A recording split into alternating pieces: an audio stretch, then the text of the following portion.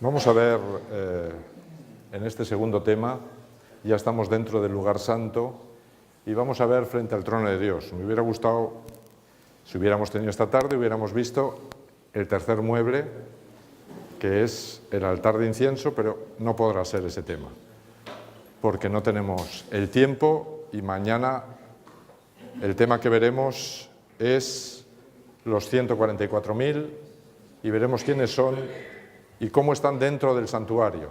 También está, es un número que se saca del santuario. Una vez descubrimos que ese número sale del santuario, entonces de repente los 144.000, todas las dudas que podamos tener sobre ellos desaparecen.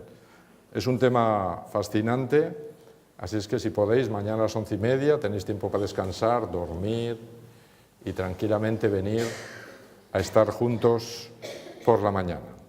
Hace miles de años, mucho antes de la creación de nuestro mundo, hubo una rebelión en el cielo. En el mismo centro del gobierno del universo, uno de los ángeles más espléndidos creados por Dios, un querubín cubridor llamado Lucifer, se rebeló contra el gobierno de Dios. Una criatura quiso ser igual al Creador y usurpar su trono. Sus motivos, el orgullo y la codicia. Sus métodos para lograrlo, mezclar la mentira con la verdad, criticar y finalmente la guerra.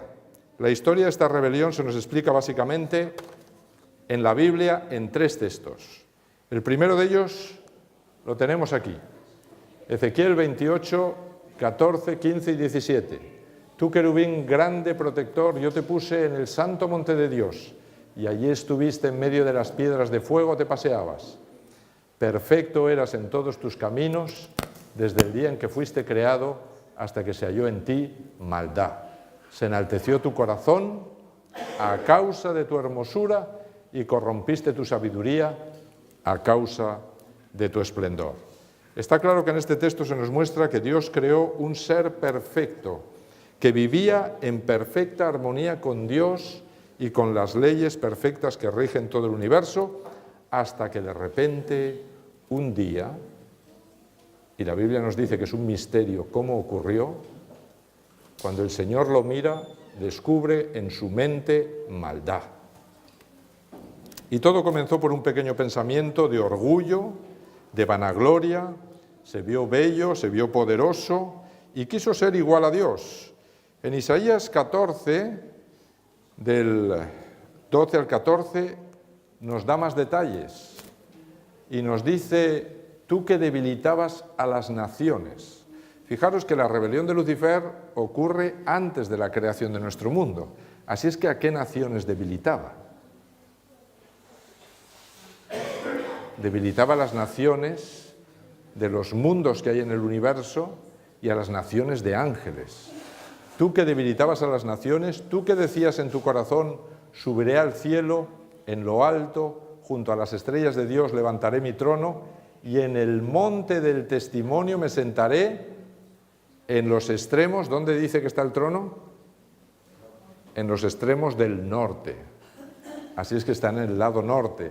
Sobre las alturas de las nubes subiré y seré semejante al Altísimo.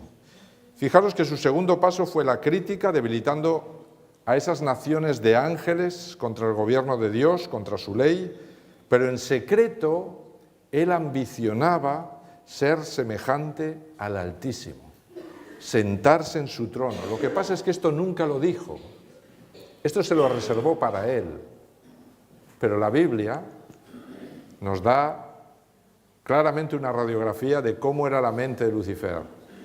Y aunque él no le contó a ninguno de los ángeles a los que les contaba las críticas sobre Dios, que realmente el problema es que él ambicionaba ocupar el lugar de Dios y sentarse en su trono, pues esta era la realidad.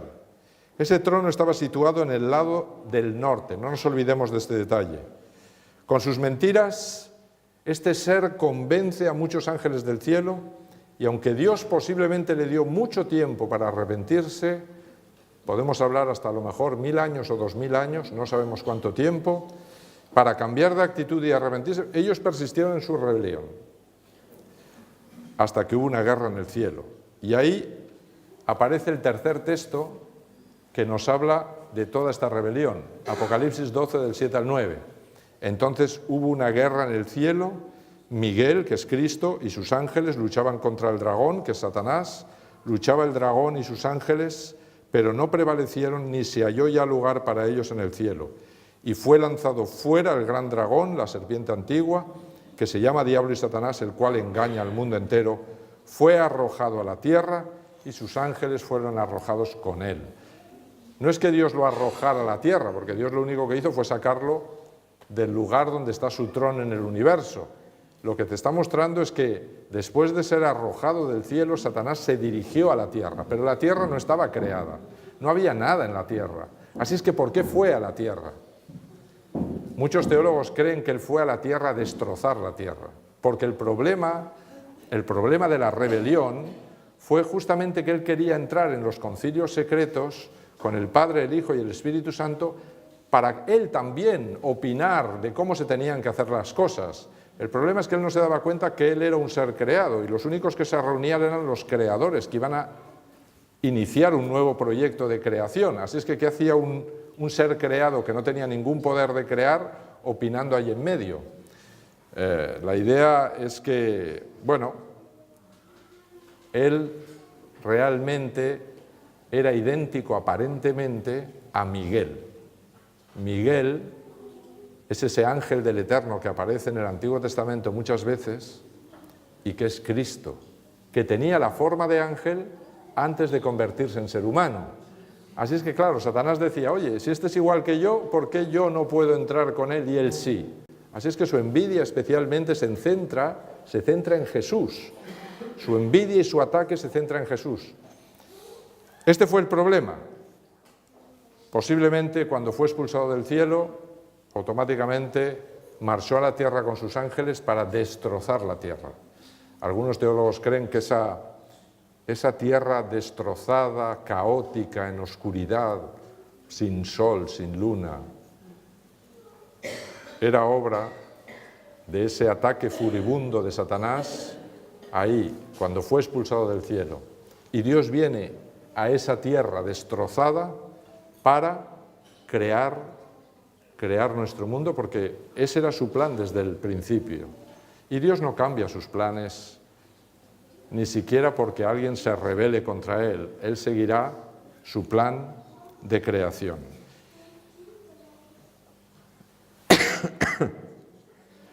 Cuando tiempo después de esta guerra nuestro mundo fue creado perfecto, Satanás, empleando una serpiente como medium, porque no podía aparecer él en persona, porque Adán y Eva ya estaban advertidos de que vendría a tentarles, y además sabían que vendría en el árbol del conocimiento del bien y del mal. Era el único lugar donde él podía atacar, porque tenía que convencerles de que comieran de aquel fruto. Si ellos no comían de aquel fruto, él ya no tenía nada que hacer allí. Así es que él montó toda una treta. Claro, si aparecía él mismo y Eva veía allí un ser impresionante, Eva hubiera dicho, wow, ese es el que me advirtió Dios, me voy de allí. Y se hubiera ido. Así es que, ¿él qué hizo? Se quedó invisible y empleó uno de los animales más bellos de la creación en ese momento. Hoy para algunas personas es el más repulsivo. Empleó una serpiente como medium. El que hablaba era Satanás, pero Eva pensaba que hablaba la serpiente. Y así consiguió unir a Adán y Eva en su rebelión contra el Creador. Y desde entonces el diablo, empleando los mismos medios mentirosos que empleó en el cielo, pues engaña a todo nuestro mundo. Bueno, a todos no, porque hubo un ser humano que vino a este mundo, no era de este mundo, pero vino a este mundo, que es Cristo, plenamente humano, que, bueno, no se dejó engañar. Y Satanás, desde el principio, intentó matarlo. Desde su nacimiento, Apocalipsis 12:4 dice que el dragón se paró frente a la mujer que estaba para dar a luz a fin de devorar a su hijo tan pronto como naciera. Ella dio a luz un hijo varón que va a regir todas las naciones con vara de hierro. Esto es el juicio contra el pecado, y su hijo fue arrebatado para Dios y para su trono. La mujer ya sabéis que representa al pueblo de Dios en el Antiguo Testamento, en cuyo seno nació Jesús, y tal como había sido profetizado a Adán y Eva en Génesis 3:15, la serpiente heriría ¿a quién? Al descendiente de la mujer en el talón, pero a través de esta herida, que era la cruz, Cristo le pisaría la cabeza a la serpiente. Así es que ya en Génesis se me está describiendo el conflicto que va a tener 4000 años después. Ya se me está diciendo lo que Satanás va a hacer, ya se me está diciendo lo que Cristo hará, ya se me está advirtiendo que Satanás perderá la batalla y Cristo la ganará. Cristo resucitó como prueba de su victoria sobre Satanás y asciende al cielo. Por eso en Apocalipsis 12:5 dice que la mujer dio a luz un hijo varón que va a regir a todas las naciones con vara de hierro.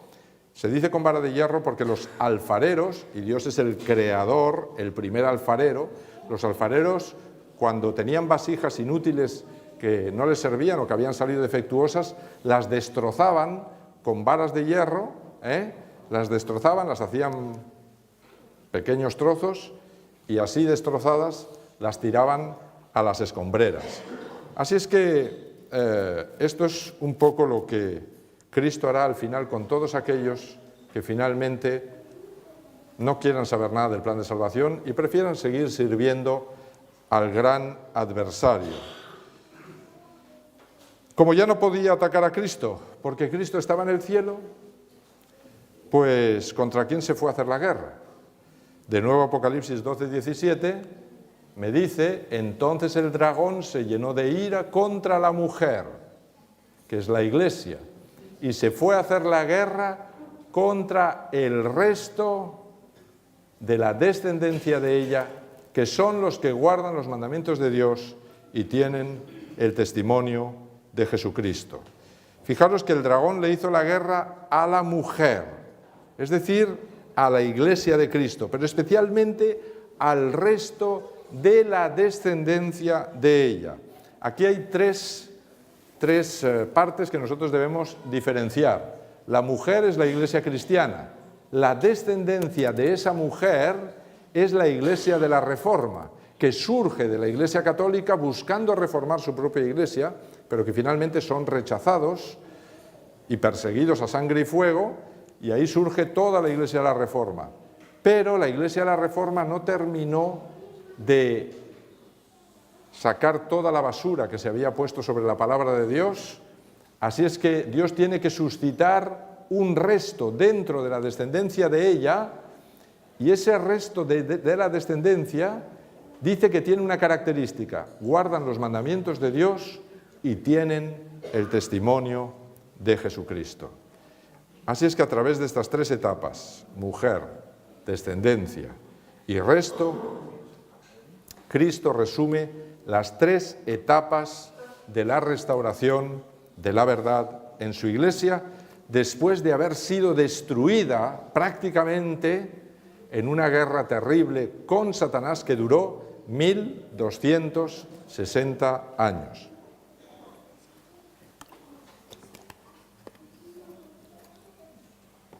Así es que durante más de 1000 años, después de la ascensión de Jesús al tabernáculo celestial, el diablo atacó despiadadamente a la mujer, a la iglesia de Cristo, la persiguió a muerte, la esclavizó, finalmente la prostituyó con el paganismo de Babilonia, y Jesús tuvo entonces que suscitar una nueva descendencia de esa mujer que se había convertido en una ramera. Por eso aparece en Apocalipsis descrita la iglesia como una ramera. Así es que necesitó una descendencia que restituyera la verdad. Y así surgió en el siglo XVI la Reforma Protestante, que fue restaurando muchas verdades adulteradas y destruidas por la Iglesia Madre. Pero esta descendencia, como os he dicho, no restauró toda la verdad. Así es que Dios tuvo que buscar un resto de entre esa descendencia que guardara verdaderamente todos los mandamientos de Dios y diera al mundo un correcto testimonio de Jesús. Fijaros el proceso de la destrucción de la mujer explicado por Jesús a través de la visión de los 4 jinetes del Apocalipsis. Estos 4 jinetes realmente es la misma iglesia a través de varios siglos. Y el caballo es la iglesia y el jinete es quien dirige a esa iglesia. Así es que vamos viendo cómo esa iglesia va cambiando de color a medida que avanzan los siglos. ¿Por qué? Bueno, esto es lo que vamos a ir viendo porque es muy importante para entender la mesa de los panes. En Apocalipsis 6, del 1 al 2, dice: Entonces vi que el Cordero abrió uno de los sellos y miré y vi un caballo blanco, y el que lo montaba tenía un arco y le fue dada una corona y salió venciendo y para vencer. Esta es la iglesia primitiva, es la iglesia que surge justo en el momento que Cristo asciende al cielo, en el Pentecostés, y dura hasta el año 100 después de Cristo. En varios textos de la Biblia se compara al pueblo de Dios a un caballo.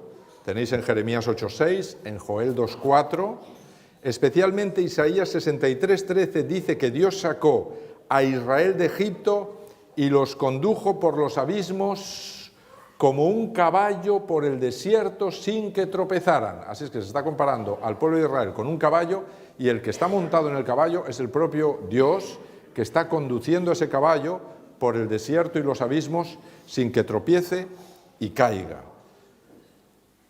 Así es que Cristo y su iglesia salen triunfantes del conflicto de la cruz, salen dispuestos a vencer todas las batallas contra Satanás, y fue realmente una iglesia que aplicó la justificación y la santificación a sus vidas, siguió a Jesús guiada por el poder del Espíritu Santo y la palabra de Dios, y pronto el Evangelio llegó a los confines de la tierra. ¿Por qué? Porque dejó que quien la dirigiera únicamente fuese el propio Jesús. Así es que ese jinete con ese arco, pero sin flechas, es el propio Jesús. Pero en el año 100 ese caballo cambia de color. En Apocalipsis 6, del 3 al 4, cuando abrió el segundo sello, salió otro caballo de color rojo, y al que lo montaba le fue dado poder para quitar la paz de la tierra y hacer que se mataran unos a otros, y se le dio una espada muy grande. La iglesia del caballo blanco se tiñe de sangre. Las persecuciones las iniciaron los propios judíos, pero alcanzaron su mayor crueldad con el Imperio Romano y con emperadores como Decio y Diocleciano. El periodo del caballo rojo va del 100 al 313, está mal la fecha, al 313 después de Cristo, en el que miles de cristianos mueren por Jesús, sembrando con su sangre la semilla del Evangelio, pero donde uno moría se convertían cientos. Así es que Satanás ve que esa guerra no la va a ganar si sigue así, si sigue a la fuerza matando con su espada a todos los cristianos, no consigue nada, porque mata a uno y salen 100. Así es que él dice, bueno, tengo que cambiar de estrategia. Así es que lo que hace es que dice, bueno, pues me voy a colar en la iglesia, me voy a hacer cristiano y me voy a meter dentro de la iglesia. Así es que Satanás emplea una estrategia muy interesante para seducir a la mujer. Jesús ya lo sabía, se lo había anunciado su iglesia más de 300 años antes de que ocurriera con el tercer sello. ¿Qué pasa en el tercer sello? Pues cuando abrió el tercer sello miré y vi un caballo negro, y el que lo montaba tenía una balanza en la mano, y oí una voz de en medio de los 4 seres vivientes que decía: 2 libras de trigo por 1 denario y 6 libras de cebada por 1 denario, pero no dañes el aceite ni el vino. Este jinete es muy importante, mis hermanos. Este jinete tiene tantos detalles y tanta historia que nos vamos a detener un poquito más en él que en los demás. ¿Sabéis? Lo primero que vemos es que el jinete negro es contrario al blanco.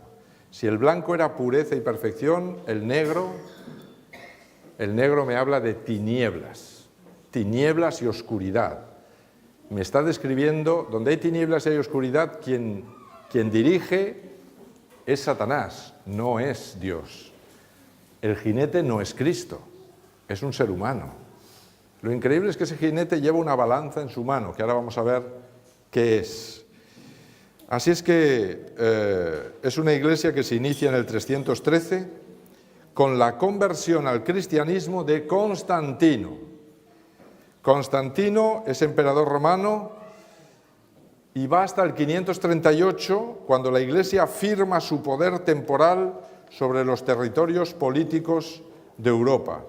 Mis hermanos, es una iglesia en la que la tradición comienza a suplantar poco a poco a las escrituras. En el 318 se reconoce a los obispos una jurisdicción superior a los tribunales ordinarios. Quiere esto decir que lo que el obispo decía ganaba a lo que cualquier tribunal político pudiera decir. En el 321, en el Concilio de la Odisea, el domingo se convierte en el día de reposo en vez del sábado. En el paganismo entra en la iglesia, sus fiestas, imágenes y rituales se mezclan con el culto a Dios. Claro, estaba de moda. El emperador se había hecho cristiano y estaba favoreciendo a los cristianos en todos los puestos de mando. Así es que todo el mundo se quiere hacer cristiano. Así es que hubo una avalancha de paganismo que entró en la iglesia. La iglesia accede al poder mundanal, se llena de riquezas, orgullo, ambición y arrogancia. La humildad y la santidad de los primeros años han sido reemplazadas por la vanagloria, la pompa y el boato. Los servicios religiosos están llenos de ceremonias paganas. Hacia el 405 las imágenes de los santos y de los mártires ya son objeto de culto, algo absolutamente prohibido por Dios en toda la Biblia. La adoración de la Virgen María sustituye al culto de Venus y Diana, que era el culto principal de Roma. La Santa Cena ya no es un símbolo recordatorio de la muerte de Cristo, sino el sacrificio repetido de Jesús en cada misa. Los ancianos de la Iglesia se han convertido en sacerdotes vestidos de negro que se otorgan el poder de perdonar los pecados, cosa que jamás se le dio a la Iglesia, convirtiéndose en jueces de sus semejantes y decidiendo quién se salva y quién se pierde.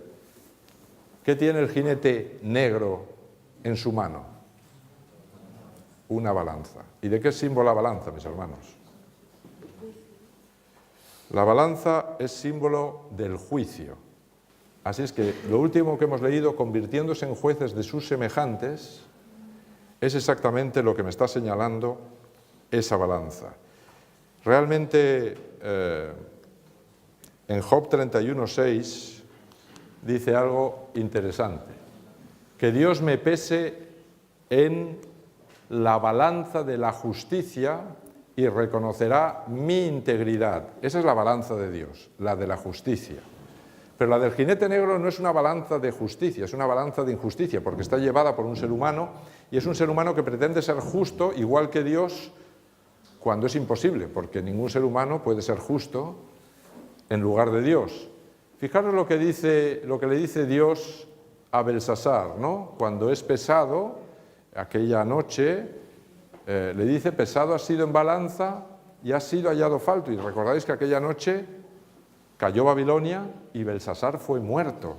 Así es que el juicio de Dios se establece con la balanza. El tercer jinete pretende tener autoridad para perdonar pecados. Esto requiere un juicio para decidir quién se salva y quién se pierde.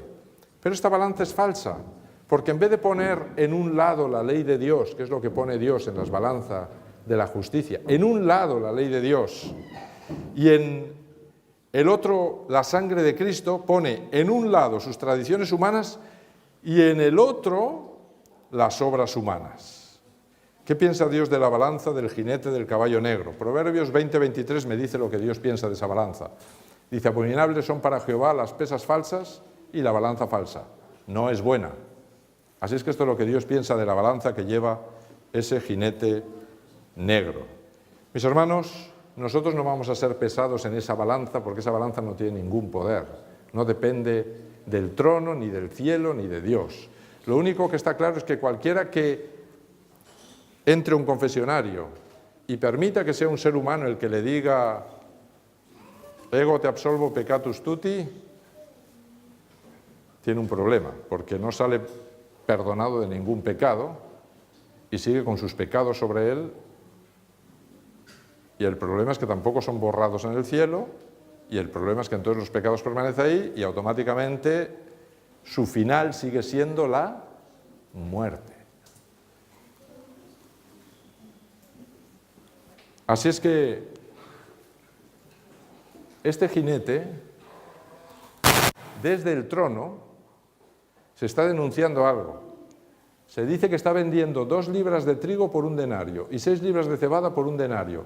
Pero se le dice también, pero no dañes, es decir, no se te va a permitir dañar ni el aceite ni el vino. La primera cosa que nos llama la atención es que dice que esto sale, una voz que salía del trono de Dios denuncia la acción del jinete negro. 2 libras de trigo por 1 denario y 6 libras de cebada por 1 denario, pero no dañes el aceite ni el vino. ¿Sabéis la cebada? Podría mostrároslo a través de textos bíblicos, pero no lo puedo hacer porque nos llevaría tiempo. La cebada es un símbolo, bueno, con la cebada y con el trigo, ¿qué se hace? ¿Qué se hace? Se hace pan. ¿Y el pan que hemos visto qué es? ¿Qué es? ¿Es un símbolo de qué? De la palabra de Dios. El pan es la palabra de Dios. ¿Por qué cebada y trigo? Pues porque la cebada era la primera cosecha que se realizaba y se hacía en la Pascua, ahí en la Pascua, que al pueblo judío le recordaba toda su liberación de Egipto para llevarlo a la tierra de Canaán. Lo que ellos habían comido, aquellos panes sin levadura, eran de cebada. Así es que ahí comienza a escribirse el Antiguo Testamento. Luego ese primer pan, el Antiguo Testamento, es de cebada. Pero en el Pentecostés, 50 días después de la Pascua, se recogían las primeras semillas del trigo. Y lo que presentaban a Dios eran las primeras semillas del trigo. Así es que en el Pentecostés se comía el pan fresco de trigo, de las primeras semillas de trigo. Y en el Pentecostés comienza a caminar la iglesia cristiana. Y comienza a escribirse el Nuevo Testamento. Luego la cebada es símbolo del Antiguo Testamento y el trigo es símbolo del Nuevo Testamento. Además hay unas características muy interesantes. ¿Qué hay más? ¿Cebada o trigo? Hay más cebada. ¿Qué es más grande, el Antiguo Testamento o el Nuevo Testamento? Es más grande el Antiguo Testamento, tiene más libros, tiene más... Así es que fijaros, 2 libras de trigo sería el Nuevo Testamento, 6 libras de cebada sería el Antiguo Testamento. ¿Qué vende más caro el jinete?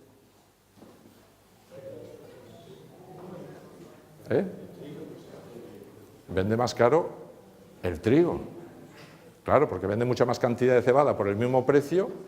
Te está dando una cantidad de cebada grande y una cantidad de trigo pequeña. Luego está vendiendo muy caro el trigo. ¿Sabéis? La Iglesia cristiana siempre ha valorado mucho más el Nuevo Testamento que el Antiguo Testamento. Así es que todo esto me muestra que lo que el jinete está intentando vender es la palabra de Dios. Pero el problema es que los historiadores me dicen que este jinete está vendiendo carísimo, a un precio tan caro que nadie lo puede comprar.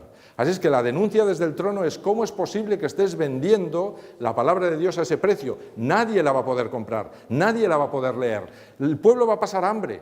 Esta fue la intención justamente de Satanás. Satanás, cuando domina la iglesia, lo que quiere hacer es quitar la palabra de Dios de la circulación. Y quitó la palabra de Dios de la circulación, nadie la podía leer, y el pobrecito que conseguía una Biblia, que eran copiadas a mano, que eran en latín, una lengua muerta, que nadie entendía además, pues eran gente muy rica.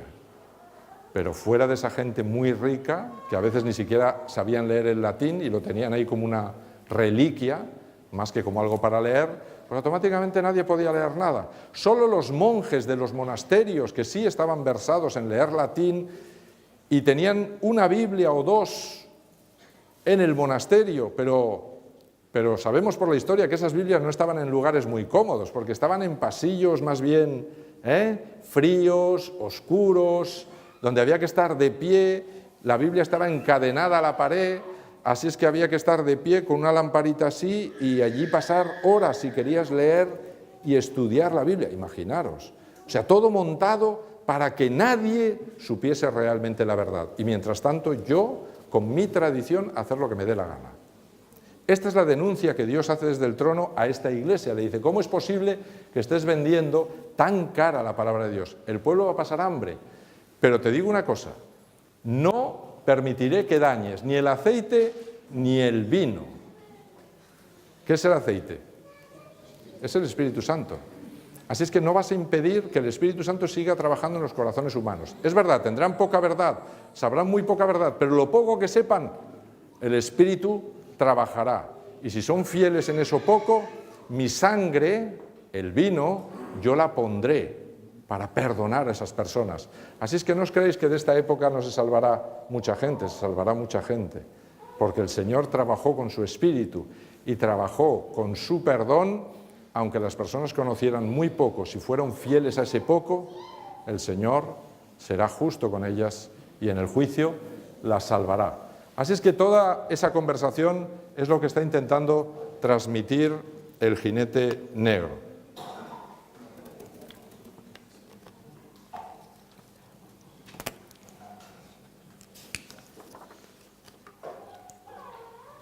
Por eso Jesús, en el mensaje a las 7 iglesias, le promete a Pérgamo. Pérgamo es la carta que le escribió a la iglesia de Pérgamo y es el otro nombre con el que se conoce a esta iglesia.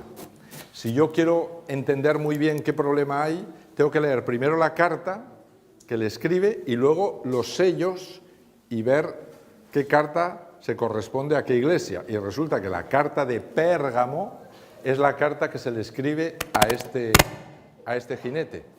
¿Y por qué Pérgamo?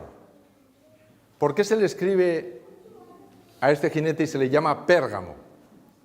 Era una iglesia que existía en la realidad, pero la ciudad de Pérgamo tenía una característica. ¿Cuál era la característica que tenía esa ciudad? ¿Qué fabricaba esa ciudad? Fabricaba, lo dice el nombre, fabricaba pergaminos. Era la base de los pergaminos de todo el mundo antiguo. Así es que fijaros, una iglesia que tiene un problema con la palabra de Dios, que se escribe en pergaminos, y Dios le escribe a la iglesia de Pérgamo. ¿Y qué le dice Dios a la iglesia de Pérgamo? Mirad lo que le dice.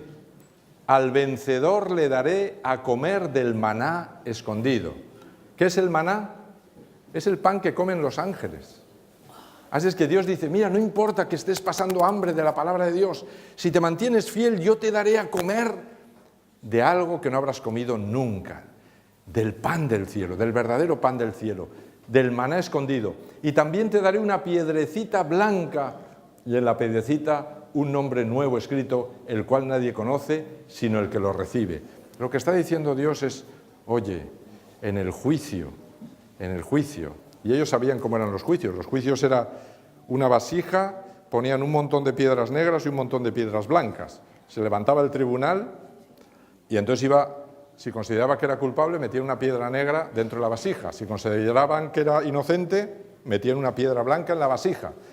Luego volcaban todas las piedras de la vasija, contaban. Si había más negras que blancas, era culpable. Si había más blancas que negras, era inocente. Pero fijaros, aquí solo le da una piedra. Con lo cual, ¿qué me está diciendo? ¿Quién es el juez? Y el tribunal. ¿Y quién es todo? Es Cristo. Así es que Cristo dice, no te preocupes, yo no te voy a dar una piedrecita blanca, negra, te voy a dar una piedrecita blanca. Y para que no haya dudas, voy a escribir tu nombre nuevo, que es la experiencia que tú y yo hemos tenido, porque el nombre en la Biblia me habla del carácter.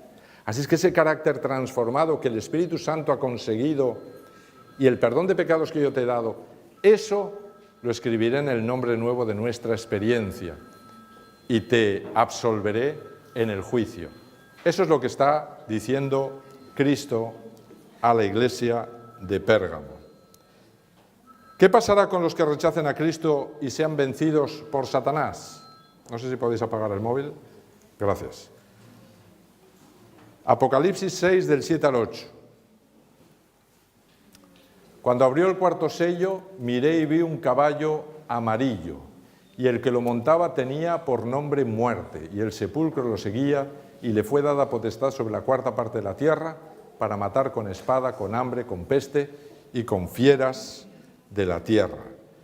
Mis hermanos, las consecuencias de rechazar a Cristo, de rechazar la verdad, de rechazar la palabra de Dios, de rechazar el poder del Espíritu Santo, siempre es la muerte. Si mis pecados no son perdonados por Cristo y mi carácter no es transformado por el poder del Espíritu Santo, el sepulcro será mi última morada.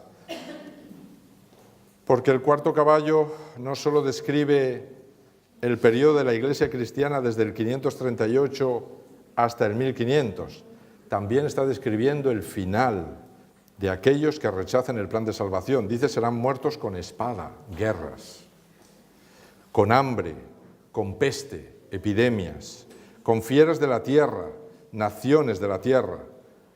Las naciones de la tierra, finalmente el mundo te devorará y serás destruido.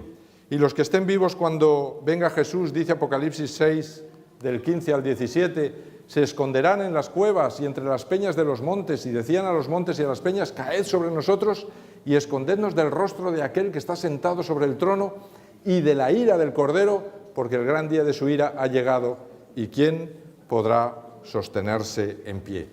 Esa es la pregunta, mis hermanos. ¿Quién podrá sostenerse en pie en ese día? Pues estarán en pie todos aquellos que se han mantenido fieles al primer caballo, al caballo blanco y a su jinete, llamado por Apocalipsis 19, 11 al 16, fiel y verdadero. Mirad, aquí está este jinete. El jinete fiel y verdadero cabalgando su caballo blanco. Entonces vi el cielo abierto y había un caballo blanco, y el que lo montaba se llamaba fiel y verdadero, y con justicia juzga y pelea. Sus ojos eran como llamas de fuego, en su cabeza tenía muchas diademas, y tenía escrito un nombre que nadie conoce, sino él mismo. Estaba vestido de ropas teñidas en sangre, su nombre es la palabra de Dios. Los ejércitos celestiales vestidos de lino finísimo, blanco y limpio, lo seguían en caballos blancos. De su boca sale una espada aguda para herir con ella a las naciones, y él las regirá con vara de hierro. Él pisa el lagar del vino del furor de la ira de Dios Todopoderoso, y en su vestidura y en su muslo tiene escrito este nombre: Rey de Reyes y Señor de Señores. ¿Sabéis? Solamente hay dos jinetes en la Biblia a las que se les pone nombre. Uno, este es el jinete fiel y verdadero, y el otro es un jinete llamado Muerte, que es el que cabalga el caballo color muerte, el cuarto caballo de los cuatro jinetes del Apocalipsis. ¿A qué líder vamos a seguir, mis hermanos? ¿A quién vamos a seguir? ¿Al jinete muerte o al fiel y verdadero? Fijaros, ¿qué hizo el primer jinete para restaurar la verdad que tanto el jinete negro como el jinete muerte habían destruido durante todo este tiempo? Antes hemos visto que el dragón se empeña en atacar a la mujer, luego a la descendencia, pero especialmente al resto, que veremos ahí. Fijaros, durante 400 años, en 400 años el jinete negro y el jinete muerte destruyeron completamente la verdad. Pero en 400 años, en el siglo XVI, desde el 1400, se vuelve a restituir la verdad a través de la reforma, que es la descendencia. Primero surgieron los valdenses, que van del 100 al 1400, siempre hubo valdenses, se mantuvieron fieles a las Escrituras, fieles a la Biblia sola, no admitían ninguna tradición. Luego surge Juan Hus en el 1400, y Juan Hus sobre todo predica la obediencia a Dios antes que a los hombres. Y para la obediencia a Dios él dice, hay que ir a las Escrituras, nada más. Sabéis que Juan Hus fue muerto en la hoguera debido a esa creencia. A continuación, en el 1500 surge Martín Lutero, que predica la salvación solo por la gracia de Cristo, no la salvación por las obras que estaba predicando la Iglesia que había caído en el adulterio. Calvino, 1540. Especialmente su doctrina enfatiza el crecimiento cristiano. Debemos santificar nuestras vidas, crecer. Luego surgen los bautistas en el 1600 y predican el bautismo por inmersión.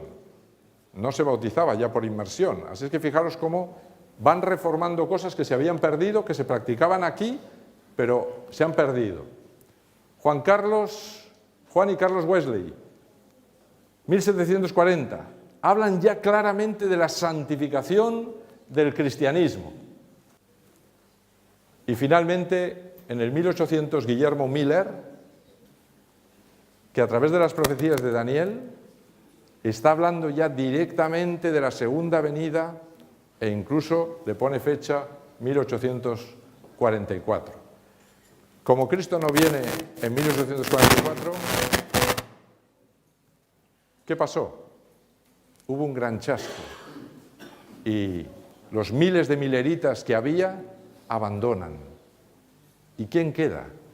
Queda un remanente que dice, no, nosotros nos hemos tenido que equivocar en algo, porque la Biblia no se equivoca. Así es que, ¿en qué hemos fallado?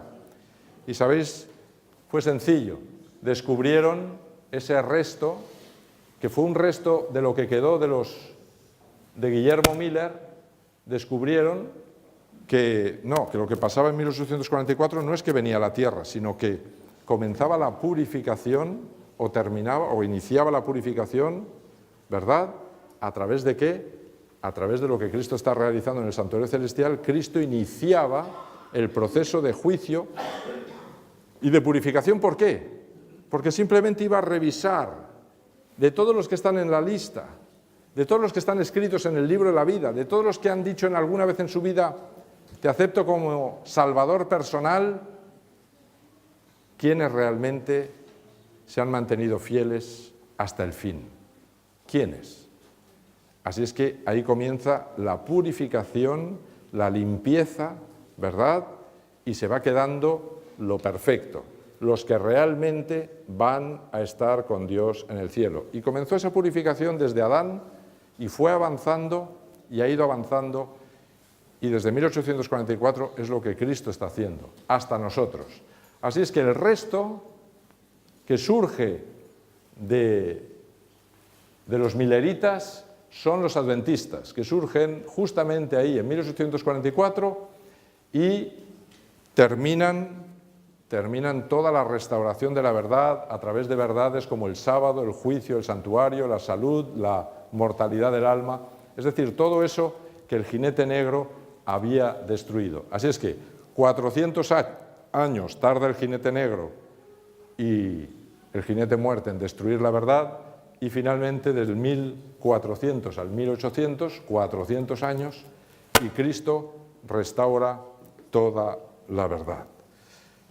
¿Desde qué lugar Cristo dirigió toda la batalla contra Satanás? Y aquí viene a donde os quería llevar. ¿Desde qué lugar Cristo dirigió toda la batalla contra Satanás y restauró toda la verdad en la tierra? ¿Sabéis? El plano del tabernáculo nos indica claramente.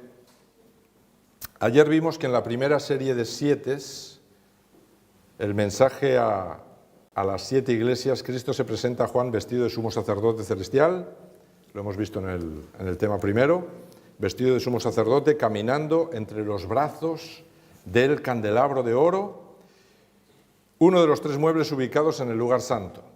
Y al principio de la segunda serie de 7, la de los 7 sellos que hemos visto hoy, Juan ve un trono establecido en el cielo, y en el trono uno sentado, dice Apocalipsis 4:2, y delante del trono ardían 7 lámparas de fuego, que son los 7 espíritus de Dios. Así es que, mis hermanos, claramente, si dice que delante del trono ardían 7 lámparas de fuego, claramente me está configurando el tabernáculo, y lo único que había delante del candelabro es la mesa de los panes. Así es que claramente la mesa de los panes es el trono de Dios. Fijaros que si tenemos cualquier duda de qué mueble estaba delante de cuál, Dios se lo especifica a Moisés y le dice, fuera del velo pondrás la mesa y frente a ella, en el lado sur del tabernáculo, el candelabro. Así quedará la mesa hacia el lado del norte. Fijaros que le especifica, el mueble que va a estar frente va a ser el candelabro, frente a la mesa. Así es que yo no me puedo ir a decir, no, es que realmente enfrente estaba el Arca de la Alianza. No, pero el Arca de la Alianza está en el lugar santísimo. Pero hay autores que pretenden esto, ¿no? No. Aquí me dice claramente Dios, mira, lo que funciona en tándem es la mesa y el candelabro. Así es que no te salgas de esa relación. Por lo tanto, si Apocalipsis me dice que delante del trono se situaba el candelabro y en el tabernáculo del desierto la mesa era el único mueble que estaba ubicado delante del candelabro, pues claramente la mesa representa el trono de Dios. ¿Y dónde estaba esa mesa? Estaba en el lado del norte. Y mirad lo que dice el Salmo 48, versículo 2 y 3.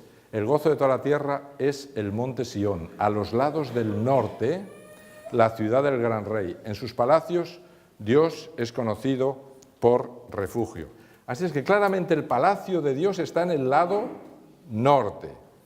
Este es el trono que Satanás codiciaba. Mirad lo que dice Satanás en Isaías 14. Él dice, subiré al cielo, en lo alto junto a las estrellas de Dios, levantaré mi trono, ¿dónde? En el monte del testimonio me sentaré en los extremos del norte. Así es que coincide todo.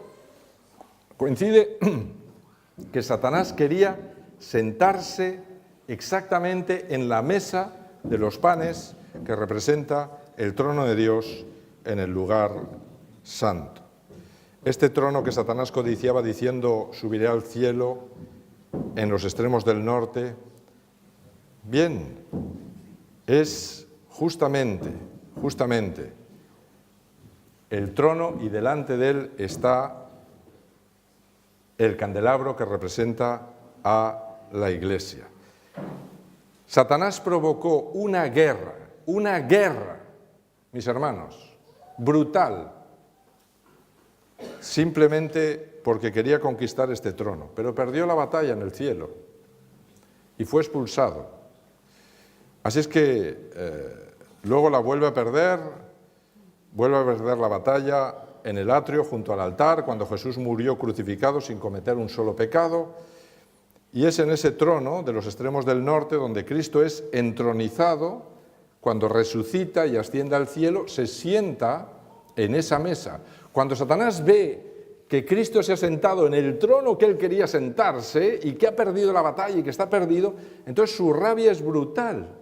Y él dice, bueno, no puedo atacar ese trono, es imposible, porque ya no puedo ascender al cielo ni subir. Entonces, ¿qué haré? Bueno, pues voy a atacar a la Iglesia.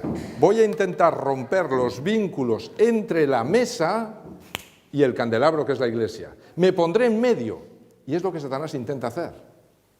Así es que por eso en Daniel 11 aparece siempre ese rey del norte, que siempre es un rey falso, una religión falsa que ocupa el lugar del trono de Dios, y viene a ponerse siempre en medio, haciendo de pantalla, impidiendo que el pueblo mire al santuario celestial. No, lo que voy a hacer es tirar ese santuario al suelo, construiré allí una nueva parafernalia, una religión que parecerá que es de Dios, pero no es de Dios. Así es que todo responde a un plan muy bien elaborado por Satanás. Así es que aquí lo tenéis. Ahí tenéis a Cristo vestido de sumo sacerdote. Él se sentó en la mesa y fijaros que su mano izquierda da a la mesa y su mano derecha da al candelabro. Esto es importante.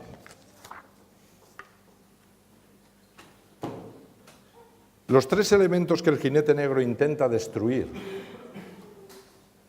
¿cuáles son? Hemos dicho que son ¿el qué? El pan. Desde el trono, ¿qué se le dice al jinete negro? Estás vendiendo muy caro el pan, el Antiguo Testamento y el Nuevo Testamento, y la gente va a pasar hambre, pero no podrás destruir, ¿qué? El aceite y el vino. ¿Sabéis? Todos esos elementos estaban en la mesa. Así es que en la mesa había pan, había aceite y había vino. Lo que el jinete negro está intentando destruir completamente es todo lo que había en la mesa. Justamente porque no quiere que nada del trono de Dios llegue a la iglesia. Así es que en Éxodo 25, mirad lo que me dice. Bueno, ahí tenéis los textos en el que Esteban dice: veo los cielos abiertos y al Hijo del Hombre sentado a la diestra de Dios. Así es que está sentado justamente ahí en la mesa. ¿Qué le dijo Dios a Moisés? Harás asimismo una mesa de madera de acacia. Su longitud será de 2 codos, de 1 codo su anchura, su altura de codo y medio. La recubrirás de oro puro. Harás también sus platos, cucharas, cubiertas y los tazones con que se libará de oro fino. Los harás y pondrás siempre sobre la mesa el pan de la proposición delante de mí. Así es que veis que aquí se menciona claramente los tazones con que se libará, y eran jarras donde había vino, que en otros textos me dice que se echaban encima de los sacrificios que se realizaban fuera, se cogían de ahí. Y también estaban las jarras de aceite para poder rellenar las lámparas del candelabro que estaba delante. Todo surgía de esa mesa. En Levítico 24, del 5 al 9, me dice: tomarás flor de harina y cocerás con ella 12 tortas. Cada torta será de 2 décimas de efa. Las pondrás en 2 hileras, 6 en cada hilera, sobre la mesa de oro puro, delante de Jehová. Pondrás también sobre cada hilera incienso puro. Cada sábado lo dispondrás sin falta delante de Jehová. ¿Cuándo se cambiaban los panes? Cada sábado. Con lo cual Dios me está diciendo en qué momento debemos de reunirnos todos para renovar el pan, renovar el alimento. Por eso, mis hermanos, si yo no vengo a la iglesia los sábados y no renuevo el alimento, pues voy a tener problemas. Así es que cada sábado se haría ese cambio. Aarón, dice, será por derecho perpetuo de Aarón y de sus hijos. Es decir, este cambio lo harán Cristo y sus hijos, que somos todos nosotros, los cuales lo comerán en lugar santo. Así es que por eso consideramos que la iglesia, nuestra iglesia, y las iglesias que han aceptado a Cristo, están en lugar santo. Ahí comían el pan que se cambiaba. Eran panes enormes, eran panes así de grandes, no os creáis que eran panes pequeños. Así es que no sé qué harían con lo que sobraría, porque yo no creo que se comieran 12 hogazas así allí dentro, pero muy bien.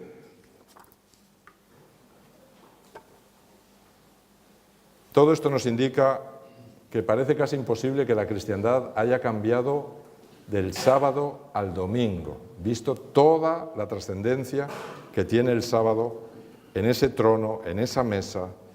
Jesús lo dijo claramente en Mateo 5, 17, no penséis que he venido a abolir la ley o los profetas, no he venido a abolir sino a cumplir. Así es que si me amáis, guardad mis mandamientos. Mis hermanos, quiero terminar con una idea. Bien, este texto, Éxodo 20, 8 al 11, acuérdate del sábado, lo sabéis. Jesús contó una parábola. Contó la parábola del samaritano. Y en la parábola del samaritano aparecen todos los elementos que aparecen en la mesa. Porque si os acordáis, el samaritano, cuando tiene que curar a aquel hombre que está herido, ¿qué coge? ¿Qué emplea? Aceite, vino, pero le falta el pan. Así es que también hay una cabalgadura, ¿verdad? Aparece ahí un caballo, que es el caballo blanco, y él, cuando ha restaurado a ese enfermo, que somos todos nosotros, con esos 2 elementos, el aceite es el Espíritu Santo, el vino es el perdón que Cristo nos ofrece, él coge a esa persona y la pone sobre la cabalgadura. Si la cabalgadura es la iglesia, quiere decir que Cristo va a hacer los primeros cuidados con cada persona, pero luego la va a traer a la iglesia y responsabiliza a la iglesia de los cuidados que realice con esa persona. Así es que la iglesia se pone en marcha, es la iglesia caminando a través de la historia, pero llega un momento en que llegan a un punto en el que llegan a un mesón.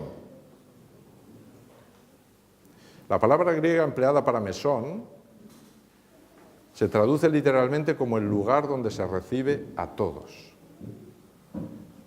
Y ahí hay un mesonero. Y el texto nos dice que en un momento dado, dice, bien, veis aquí lo que empleó, fijaros lo que dice, ya están en el mesón, que es otra forma de mostrar la iglesia, pero es una iglesia en un momento puntual del tiempo, porque está ahí parada. Dice, otro día al partir, es decir, Cristo se queda allí un tiempo con el enfermo, otro día al partir sacó 2 denarios. Los dio al mesonero y le dijo, cuídamelo y todo lo que gastes de más, yo te lo pagaré cuando regrese. La gran pregunta, mis hermanos, es ¿por qué le dio 2 denarios al mesonero?